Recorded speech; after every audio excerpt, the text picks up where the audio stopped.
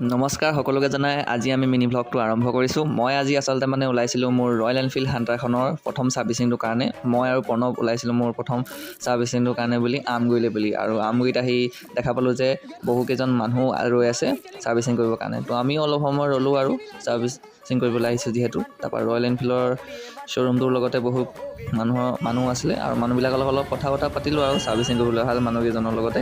অলপ সময় পিছত আমাৰ বাইকখনো দাদাজনে লগাই দিলে আৰু তাৰপিছত ধুনীয়াকৈ আমাৰ দাদাজনে বাইকখন ছাৰ্ভিচিং কৰি দিলে। আৰু তাৰ পাছত আমি বাইকখন ধুৱাই মেলি ধুনীয়াকৈ ৰেডি কৰি ল'লোঁ। দাদাই ধুনীয়াকৈ পলিচ কৰি দিছে, তাৰপৰা স্প্ৰেটোও মাৰি দিছে চিন ক্লিনাৰ। তাৰপৰা বুলি আমি ঘৰলৈ ওলাই দিলোঁ আৰু ঘৰলৈ যিহেতু অলপ দেৰি হৈ গৈছিলে। ঘৰলৈ অহা টাইমত আমাৰ অলপ ভোক লাগিলে, গতিকেলৈ আমি কিবা এটা খাই ল'লোঁ। খাবলৈনো কি আছিলে, লগত ম'ম' আছিলে আৰু ম'ম'কে খাই মেলি ঘৰলৈ গুচি আহিলোঁ। নতুন বছৰ আহি আছে, গতিকে নতুন বছৰ নতুন মিনি ব্লগসমূহ আপোনালোকলৈ আগবঢ়াম বুলি আশা ৰাখিলোঁ। ছাপোৰ্ট কৰিব দেই।